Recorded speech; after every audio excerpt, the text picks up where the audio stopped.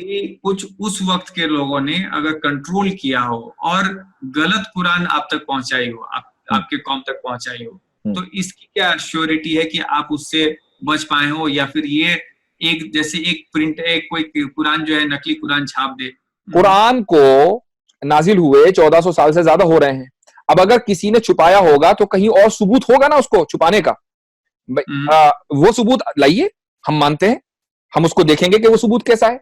आप एक तरफ दावा करते हैं कि कुरान के अंदर फैब्रिकेशन हुआ है, और जब हम ये कहते हैं दलील लाइए, तो आप ये कहते हैं कि नहीं पॉसिबिलिटी है। पॉसिबिलिटी तो दलील नहीं होती ना। जब आप दावा करेंगे तो दावे के साथ दलील होनी चाहिए। वो दलील कहां है कुरान के फैब्रिकेशन की? तो देखिए, आप जब एक कोर्ट ऑफ लॉ में जाएंगे आप, तो दो पार्टीज होंगी, डिफेंडेंट और प्लेंटिफ, मुद्दई और मुद्दाले। तो दलील देने की जिम्मेदारी किसकी है? डिफेंडेंट की है। अच्छा, दलील जो प्लेंटिफ है, सबूत भी उसको देने हैं, डिफेंडेंट को सबूत नहीं देने हैं। ठीक है, आपने हमें डिफेंडेंट बनाया है कि जी कुरान, हमारा दावा यह है कि कुरान के अंदर अल्टरेशन हुआ है, फैब्रिकेशन हुआ है। ठीक है, ये आपका दावा है, तो लाइए दलील, दिखाइए कौन सी आयत ऐड हुई है। उसी तरीके से आप ये दावा कर रहे हैं कि कुरान में कोई चेंज हो ही नहीं सकता।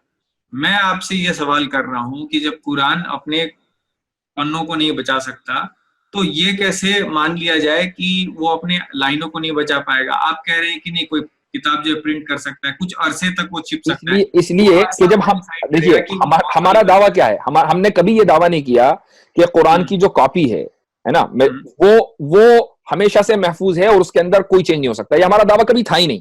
भाई, हम जो दलील देंगे वो अपने दावे के मुताबिक तो देंगे ना। तो हमने ये दावा किया कि जो रेवलेशन अल्लाह की तरफ से, गॉड की तरफ से प्रॉफिट मोहम्मद सल्लल्लाहु अलैहि वसल्लम के पास आया, उस रेवलेशन के अंदर कोई चेंजेस नहीं है। ये हमारा दावा है। हम कुरान की जो कॉपी छपी हुई है दिल्ली से, बंबई से, मुख्तलिफ पब्लिशिंग कंपनी छापती है, उसके बारे में हमने न कभी कोई दावा किया, ना आइंदा कभी करेंगे, और ना कोई कर सकता। ठीक है, आप उसको, कोई इसको बदलना चाहे बदल दे, लेकिन जो रेवलेशन है उसको नहीं बदला जा सकता। अब इसकी जो हमने दलील दी है वो ये दी है कि 700 साल के अंदर करोड़ों नहीं, करोड़ों से ज्यादा हाफिज हमारी कौम यानी मुसलमानों के अंदर पैदा हुए हैं, हर मुल्क के अंदर पैदा हुए हैं, हर जबान के अंदर पैदा हुए हैं। कहीं तो कोई इख्तिलाफ होता, कहीं तो कोई डिसएग्रीमेंट, कॉन्फ्लिक्ट होता। मसलन कुरान करीम का जो पहला चैप्टर है वो सूरह फातिहा, हम उसको बोलते हैं, अल्हम्दुलिल्लाह रब्बिल आलमीन से शुरू होता है। तो हो सकता है कि अमेरिका में या मलेशिया में या इंडोनेशिया में या ऑस्ट्रेलिया में कोई दूसरा हाफिज होता, वो अल्हम्दुलिल्लाह रब्बिल आलमीन के बजाय दूसरी आयत से शुरू करता वो चैप्टर। ऐसा क्यों है कि हर हाफिज वहीं से शुरू करता है और उसी चैप्टर पे खत्म करता है कि जहां उसको खत्म होना चाहिए? तो ये इस बात की दलील है कि उस वही के अंदर, उस रेवलेशन के अंदर कोई चेंज नहीं हुआ है। लेकिन अगर आप आज से बहुत पीछे जाएं और उस वक्त जब कम लोग रहे होंगे, अगर उसी वक्त जो है और लोगों का सर किसी ने कलम कर दिया हो और उनको जो है उनपे दबाव डाला हो कि नहीं, तुम्हें यही आयत कहना है कि यही आयत है, तो उस वक्त से अगर वो लोग उस वक्त से वो उसको, अब ये पॉसिबिलिटी है ना, ये पॉसिबिलिटी है या आपका दावा है? मैं ये एक पॉसिबिलिटी बता रहा हूँ। पॉसिबिलिटी आप कुछ भी कर सकते हैं। आप ये भी पॉसिबल कर सकते हैं कि आप नहीं है, पॉसिबल है। तो अब आप ये साबित करते रहेंगे कि नहीं जी मैं तो उज्ज्वल ही हूं। अब अगर आप वाकई, मैंने आपसे दावा किया कि नहीं सर पॉसिबल ये कि आप उज्ज्वल ना हो, और आप इसको साबित करने लगे नहीं जी मैं तो उज्ज्वल ही हूं, मैं उज्ज्वल हूं, और आप इसी को साबित करने लग जाए, तो लोग आपको बेवकूफ कहेंगे। कभी एक आदमी ने वैसे एक चीज उड़ा दी और आप उसको साबित करने के चक्कर में लगे हुए हैं। तो अगर आप ये दावा कर रहे हैं तब तो मुझे उसकी दलील चाहिए, और अगर पॉसिबिलिटी है तो मैं हर पॉसिबिलिटी के पीछे नहीं जाऊंगा, क्योंकि आप, इंसान का जहन है, कुछ भी एज्यूम कर सकता है।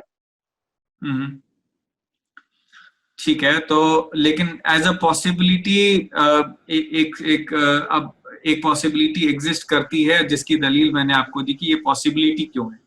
अब आप कह रहे हैं कि नहीं, अगर मैं ये दावा कर रहा हूं तो फिर जो है वो दावा करूं और फिर जो है आप उसकी, ऑब्वियसली ये जब आप डिबेट करेंगे, जब आप किसी से बात करेंगे, तो जो उसके रूल्स हैं गुफ्तगू के और डायलॉग के, उसी को तो फॉलो करेंगे। वरना असम्पशन तो मैं भी कुछ भी कर सकता हूं, मैं आपके बारे में 10 असम्पशन करूं तो, और आप उसको साबित करने से रहे। तो ऐसे ही आप पॉसिबिलिटी बनाते रहिए कि ऐसा हो सकता है कि नहीं कुरान कुछ और उतरा हो और उसको मार दिया गया हो। भाई अगर कोई दलील है तो वो दीजिए। पॉसिबिलिटी पर दुनिया नहीं चला करती, पॉसिबिलिटी के ऊपर कोई आइडियोलॉजी नहीं चला करती, कोई फेथ नहीं कायम हुआ करता। ठीक है, तो मेरा आपसे सवाल ये था कि ये कैसे गारंटीड होता है, ये कैसे इंश्योर्ड होता है कि कुरान जो है इस तरीके से आई और यही सच है और इसमें कुछ भी चेंज नहीं हुआ है और ये ऐसा है, इसकी क्या आपकी आप ये क्लेम कर रहे हैं, ये मुसलमान क्लेम कर रहे हैं, तो इसके पीछे उनकी क्या दलील है? चूंकि जिस वक्त कुरान करीम नाजिल होना शुरू हुआ उस वक्त तो चंद लोग थे, मिसाल के तौर पर 10 होंगे 20 होंगे। जिस वक्त पहली आयत नाजिल हुई तो उस वक्त तो कोई भी नहीं था, सिर्फ मोहम्मद सल्लल्लाहु अलैहि वसल्लम थे। उसके बाद आहिस्ता आहिस्ता सर्कल बढ़ता रहा और उसके बाद जो यानी 23 साल के बाद जब मोहम्मद सल्लल्लाहु अलैहि वसल्लम ने हज किया है तो सिर्फ हज करने वाले लोग, सारे मुसलमान नहीं, सिर्फ हज करने वाले लोग 1,20,000 से ज्यादा थे। ठीक है, तो इसका मतलब ये कि 1,20,000 लोग जो हैं वो एक जगह मौजूद थे। उसके अलावा एक बड़ी तादाद ऐसी थी जो मोहम्मद सल्लल्लाहु अलैहि वसल्लम के जमाने में मुसलमान हो चुकी थी लेकिन हज करने नहीं आई और मोहम्मद सल्लल्लाहु अलैहि वसल्लम से मुलाकात नहीं हुई। इन सब लोगों को कुरान पता था।